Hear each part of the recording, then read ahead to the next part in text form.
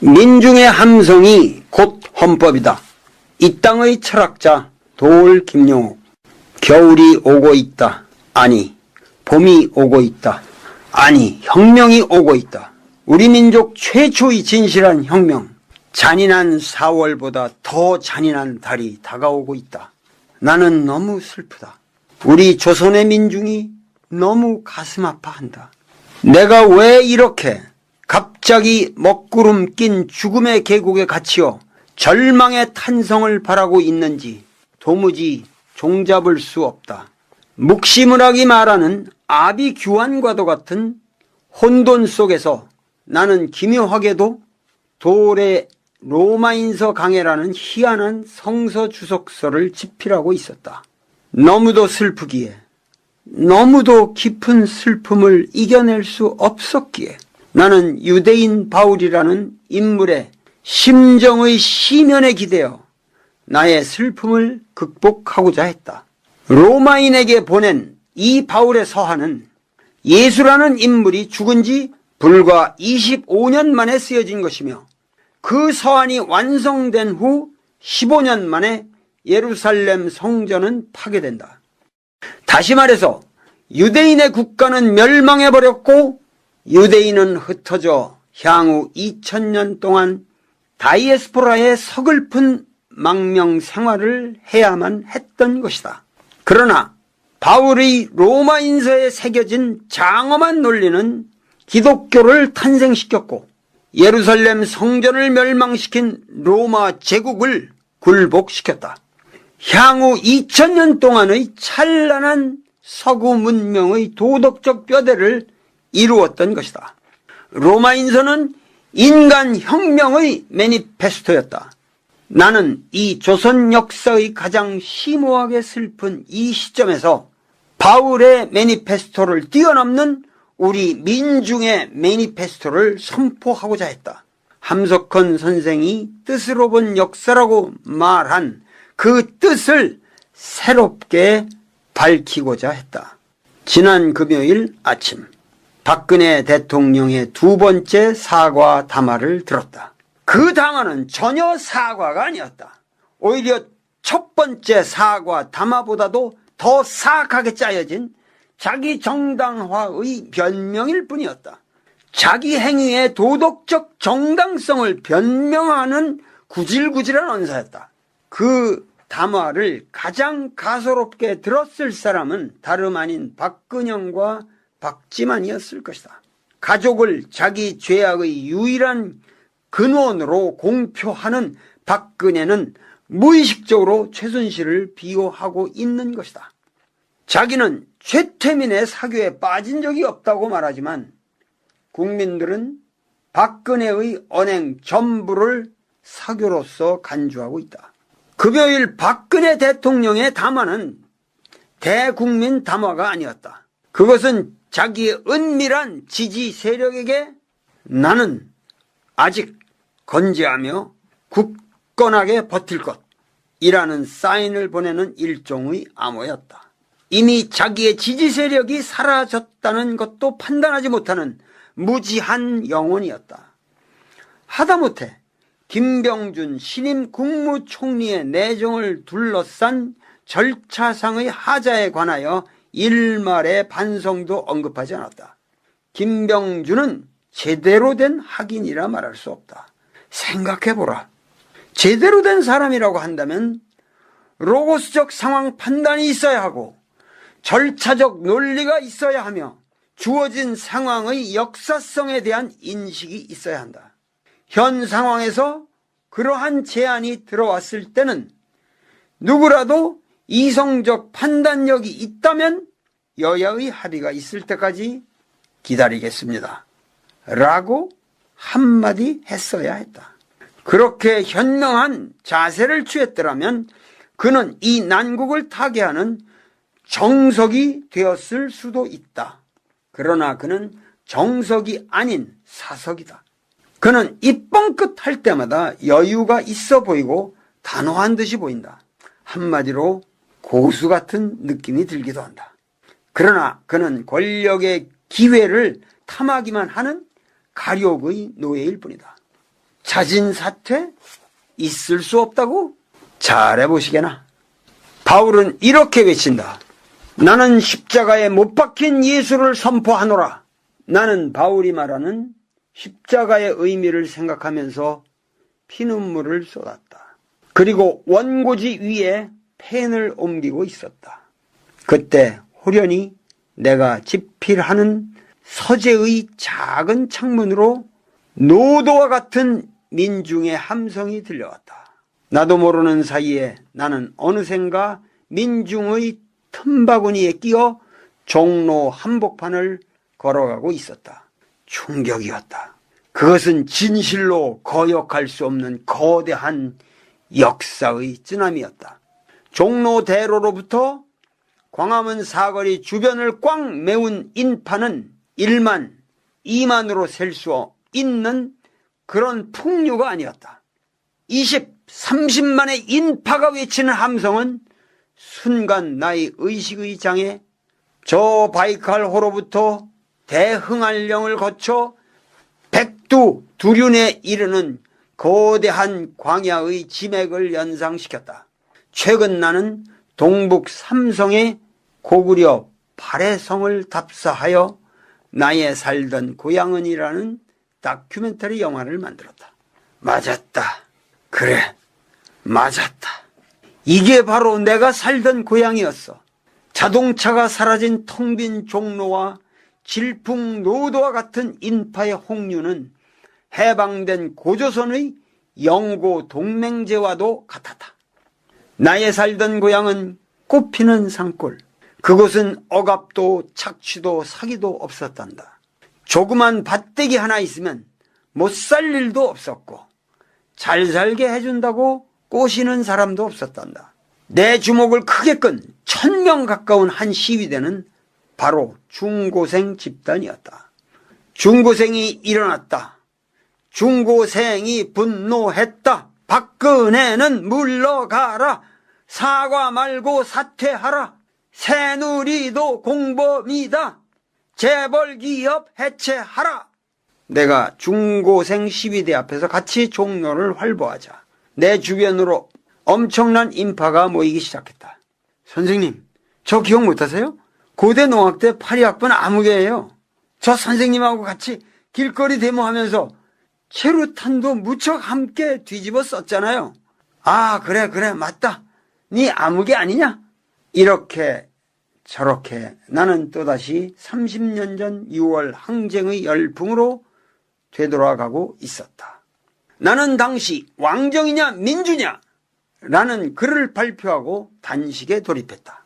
대학생 박종철 군의 고문살인 조작, 은폐로 시작하여 이한열 군의 사망에 이르기까지 군부 독재 타도 호원 철폐를 외치던 민중의 민주화를 향한 절규는 드디어 100만 인파를 이루어 서울시청 앞 광장으로 향하는 노제의 장엄한 광경을 노정시켰다. 그러나 1987년 6월 항쟁과 현금의 11월 항쟁은 매우 성격이 다르다. 6월 항쟁은 투쟁 목표가 폭압적 무단 정치의 타도였으며 그 대상은 절대악으로 보이는 선명한 개체였다. 다시 말해서 투쟁 목표가 민중 밖에 침입하고 있었다. 그것은 외제적 혁명이었다. 그러나 11월 항쟁은 투쟁 목표가 가냘픈 여인 허수 아비를 둘러싸고 놀아난 행정, 입법, 사법, 언론, 문화, 체육, 국방 전반의 국가체제의 부패요, 괴멸이요, 야비한 기만성이다. 그 대상도 절대악으로 보이는 선명한 개체가 없다. 최순실이 대상이 아니라 그 야비하고 비열하고 저속한 뚜쟁이 아줌마를 국가 최고의 권력으로 만들어 놓은 장기간에 걸친 국가 권력 체제의 농간이요, 농단이요, 농권이다. 투쟁 목표가 민중 안에 거미줄처럼 들어와 있다. 그것은 내재적 혁명일 수밖에 없는 것이다.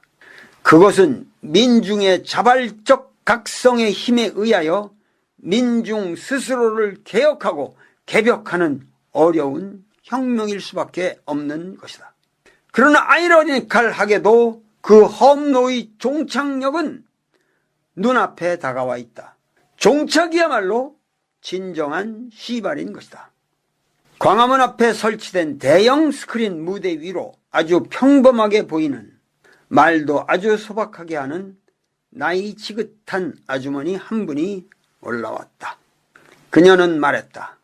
하야라는 말은 할 수 없어요. 하야라는 말은 위험 있는 대통령 인격체를 전제로 해서만 가능한 말이잖아요. 그러나 박근혜는 이미 대통령이 아니에요. 대통령으로서의 위엄과 위신과 인격과 국정 승행 능력을 다 상실했잖아요. 박근혜는 대통령이 아닙니다. 박근혜는 불쌍하고 외로운 병자일 뿐이에요. 박근혜는 빨리 청와대를 걸어 나와서 병원으로 가야 됩니다. 빨리 박근혜를 입원시켜 줍시다. 거대한 찬사의 함성이 일시에 폭발했다. 나는 순간 직감했다. 우리의 민중은 이미 루비콘강을 건넜다. 바스티오 감옥은 이미 터졌다. 노론, 친일파, 친미 반공 세력의 강고한 족쇄는 이미 풀렸다. 나는 민중의 한 사람으로서 무대 앞에 앉아 있었다. 나는 민중에 의하여 발견되었고 민중의 함성에 떠밀려 무대 위에 설 수밖에 없었다. 사랑하는 동포 여러분, 그대들은 왜 이 자리에 나와 있습니까? 박근혜 정권을 타도하기 위해서입니까? 최순실, 최태민이라는 터무니없는 인간에 대한 분노를 표출하기 위해서입니까? 이 순간 여러분께서 단상에 서 있는 돌을 바라보는 그 가슴에 뭉클거리는 감정, 그리고 뇌리에 떠오르는 모든 일치된 언어, 그것은 바로 하늘의 소리입니다. 그것이 바로 이 시대의 철학이요, 이 시대의 정언명령이며 이 시대의 헌법입니다. 헌법은 조문이 아닙니다. 그것은 오로지 투쟁으로만 획득되는 민중의 양심이며 양식이며 끊임없이 변하는 괴상과도 같은 것입니다. 나는 말합니다. 그 분노의 불길로 우리 스스로의 존재, 그 자체를 불살라야 합니다. 우리 존재를 얽매고 있는 모든 체제의 압박을 불살라야 합니다. 우리의 혁명은 정권의 변화를 뛰어넘는 우리 의식의 혁명이며 제도의 혁명이며 가치관의 혁명이며 새로운 사회를 갈망하는 소망의 혁명입니다. 우리 모두 헌인간을 십자가에 못 박고 새로운 인간으로 다시 태어나야 합니다. 이러한 혁명은 어떠한 정치적 술수나 타협으로도 이루어질 수가 없습니다. 오직 순결한 민중의 순결한 의지의 표출로서만 가능한 혁명입니다. 어떠한 감언 이설의 교사에도 속지 마십시오. 명이 혁파될 때까지 조금도 행진을 늦추지 마십시오. 혁명 완수의 그날까지 행진, 행진, 행진! 이것은 과연 무슨 말인가? 박근혜 정권이 들어서기 이전에 이미 청와대가 환관으로 득실거리게 될 것이라는 말로써 이 난국을 예언한 것도 나 도리였고, 박근혜 정권이 들어선 이후에 처음으로 대통령의 하야를 운의한 것도 나 도리였다. 한겨레 신문 세월호 참사 논설 속에서. 그런데 나는 최순실 박근혜 게이트가 터진 직후에 CBS 김현정 앵커와 가진 대담에서 모든 사람이 대통령의 하야를 자유롭게 논하고 있는 분위기에서도 나는 하야에는 반대한다는 역설적 논리를 폈다. 그러나 그 역설적 논리의 진의는 쉽게 하야하고 나면 그만큼 박근혜는 쉽게 면죄부를 획득할 것이며 또한 더욱 크게 문제가 되는 것은 박근혜라는 허상을 조장해온 정계, 관계, 재벌, 보수 언론, 보수 여론 조성층이 다 같이 쉽게 면죄부를 획득한다는 우려 때문이었다. 그렇게 되면 오늘의 사태의 죄악은 모두 박근혜, 최순실과 그 주변의 사기 집단 몇 명만으로만 귀결되고 우리 민족의 역사는 반성의 기회를 유실하고 만다. 비록 지지부진하고 더러운 변명의 추태가 계속된다 할지라도 그 과정을 존속시키는 것이 오히려 박정희, 박근혜 패러다임의 실상을 폭로하게 되는 것이다. 그러나 이러한 역설의 논리는 지금 박근혜의 두 번의 사과와 독선적인 신임 총리 지명 사태만으로도 설 자리를 잃었다. 박근혜는 이미 대통령의 직무 수행이 불가능한 금치산자와도 같은 인물이 되어버렸고 대통령직을 유지할 수 있는 도덕적 근거인 민심이 완벽하게 이반되어 버렸다. 이러한 사태에서 우리가 직면하게 되는 선택은 많지가 않다. 박근혜의 대통령직 유지는 국가의 혼란과 국민의 분노와 정계의 부도덕성을 증가시킬 뿐이다. 지금 정가에서 나도는 해법은 세 가지로 요약된다. 1. 하야. 2. 탄핵. 3. 거국내각.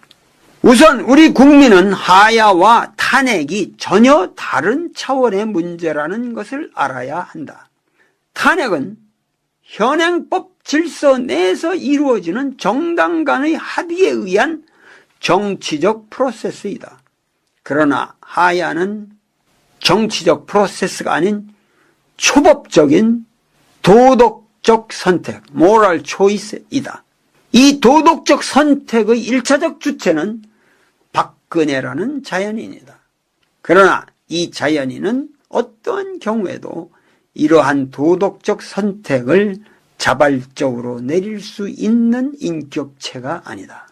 그러한 인격체라면 어찌 최순실 게이트의 사태까지 당도할 수 있었겠는가? 그러니까 탄핵의 주체가 정당이라고 한다면 하야의 주체는 국민이 된다. 하야를 하게 만드는 사역자가 국민이라는 뜻이다.